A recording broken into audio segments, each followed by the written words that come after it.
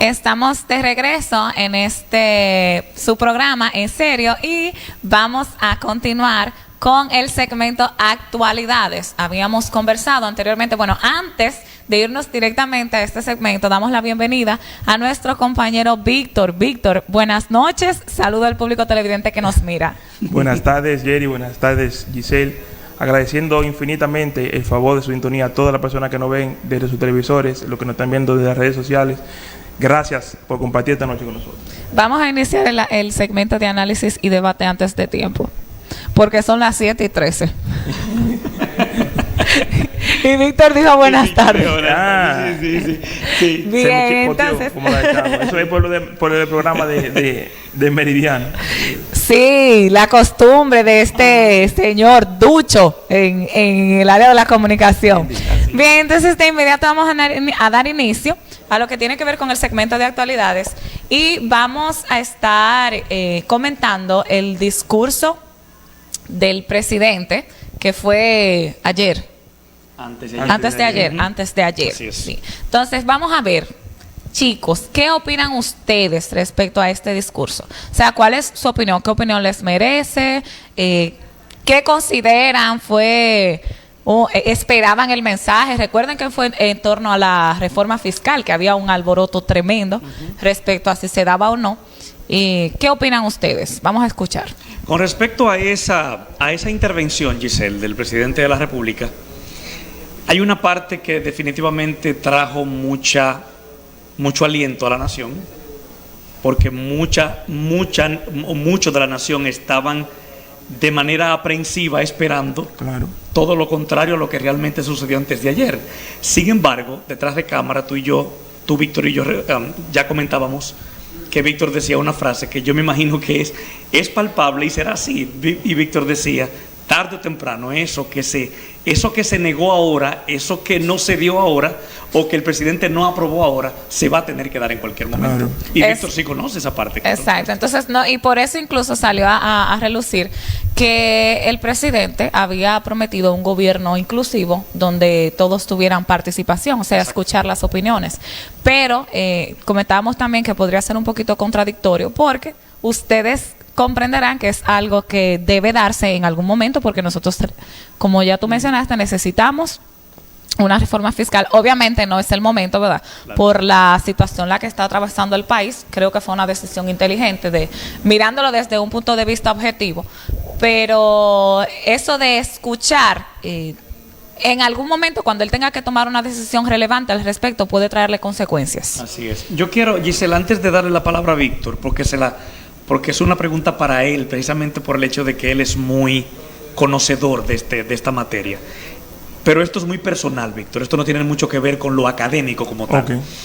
Víctor, ¿hasta qué punto el presidente de la República debe tener sus oídos en el pueblo? Porque esto fue una demostración de lo que a lo que el pueblo reaccionó. Tú y yo lo sabemos. Claro. Se comentó de una manera vaga con respecto a una reforma fiscal. El pueblo, Víctor, reaccionó. Pero ¿hasta qué punto tú como administrador, Víctor, como entendido de la materia, hasta qué punto el señor presidente tiene que tener sus oídos conectados con el pueblo?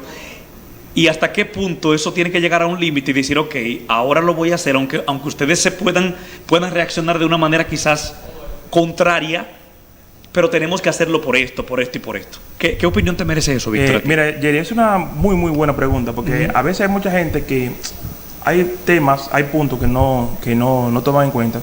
Tú dijiste una palabra que es interesantísima, que el presidente lleva un aliento, porque con todo lo que estamos pasando, coronavirus, tenemos problemas con la delincuencia, el tema económico no estamos bien. El presidente dijo, bueno, la gente no quiere una reforma fiscal. Y el presidente, pensando un poquito en lo que pasó en Colombia hace unos meses, que la gente se lanzó a la calle y hubo muchísimos muertos como protesta, el presidente dijo, bueno, quizás ahora no es el momento. Respondiendo a tu pregunta, eso el presidente no lo va a poder sostener en el tiempo. De siempre escuchar a la gente. Porque a veces hay que tomar decisiones, a veces hay que imponerse. Empantalonarse, Víctor, claro, ¿verdad que sí? Claro, entonces, hay un amigo tuyo y un amigo mío, yo sé que de Giselle también, que yo quiero muchísimo, que se llama Eusebio Estrella, que él dice que el problema de la democracia, la participación, a veces hay opiniones de una persona que tiene más peso que la de mil, porque es un asunto de expertos. El presidente, lamentablemente, ahora lleva un poquito de alivio y, como tú bien decías, la reforma en algún momento va a tener que suceder. Porque si no es la reforma, que lo que busca básicamente es que el gobierno recaude más dinero para hacerle frente a los problemas económicos que tenemos. Si no es la reforma, son los préstamos. Así es. Entonces, el tema de los préstamos ya se han tomado bastante. Eso tampoco se va a poder sostener en el tiempo, porque los países tienen calificadores de riesgo. Así es. O sea, el Fondo Monetario Internacional hace tiempo que le entregó en el gobierno anterior un plan de reforma fiscal. O sea, en el entendido de que ustedes tienen que hacer una reforma fiscal, tienen que llevar esto al pie de la letra para que ustedes puedan ir de manera paulatina saliendo de las deudas. Nosotros pagamos, señores, el 69% de Producto Interno Bruto en temas de intereses. Entonces, es una carga demasiado pesada para el gobierno. Porque, ¿qué es lo que sucede? Si al gobierno le entran 10 pesos, pero debe 15, o tiene que pagar 15, o sea, va a necesitar 5 para poder hacer frente a esa obligación. Entonces vamos a seguir en un círculo vicioso. ¿Qué pasa? Va a llegar un momento, lamentablemente, querramos o no, que el presidente va a asumir una posición como la asumió con el tema de la tarjeta de la vacunación. La gente no quiere que presente la tarjeta de vacunación. No, bueno, hay que presentar esta tarjeta de vacunación porque es un tema de salud. Entonces, ¿qué pasa? Va a llegar un momento, quizás sea... Ellos estaban hablando de 2024, estaban hablando de 2023, 2022, 2025.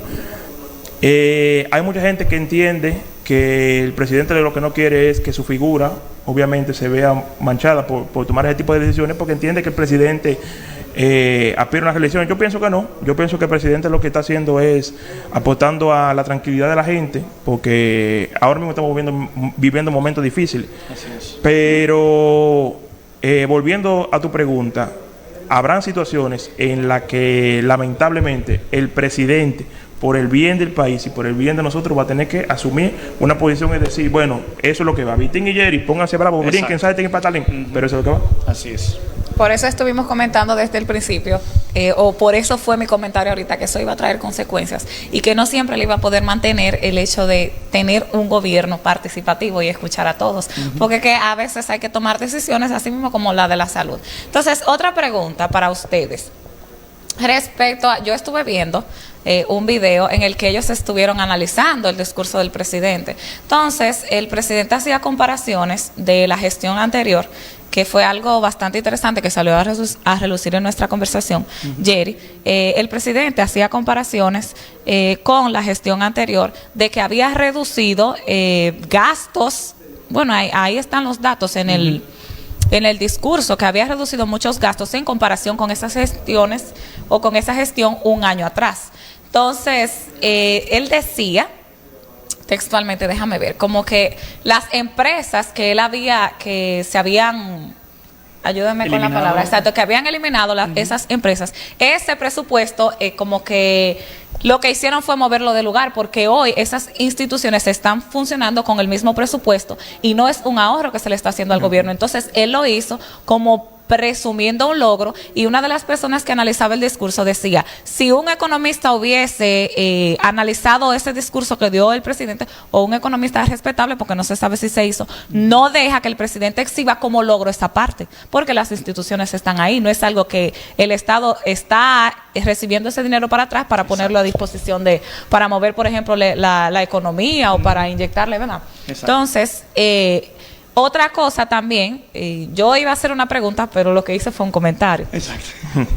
Otra cosa interesante que yo pude ver en el análisis era que ellos decían que no se podía comparar, y esto sí me gustaría que ustedes me den su opinión, que no se podía comparar la reducción de gastos que hay en este año como una exhibición de logros respecto al anterior, porque en el anterior había una pandemia. Entonces, tú sabes que automáticamente descendieron todas las actividades. Claro. Entonces, eso es un ahorro transitorio que quizás no lo va a tener en otros años.